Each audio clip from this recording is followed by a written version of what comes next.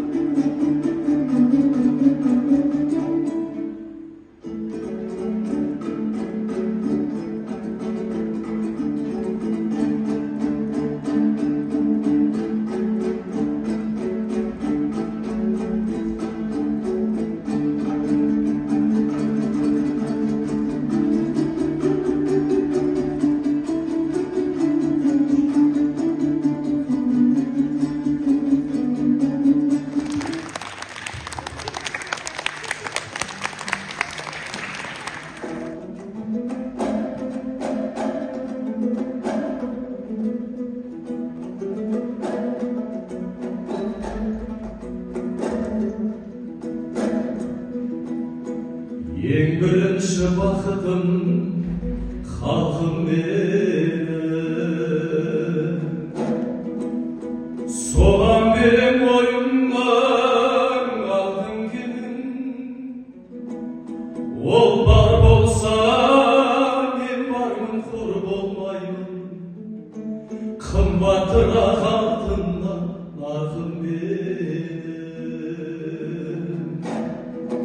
Үш бірдей бақытым бар алақанда, мені мұншай бақыттым жаратар ма?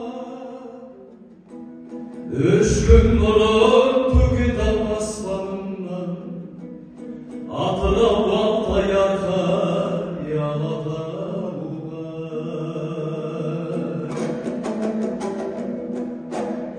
Ал екінші бақытым тілім менің, таш жүректі тіліммен тілімдедім. Кейде дүниеден түңілсем бұл, қасиетті ау тілімнен түңілмедім. Бақытым бар үшінші отан деген, Құдай деген кім десем отан деген. Оты сөнген жалқанда жанбасын ба, ойланбай ақ келді ғой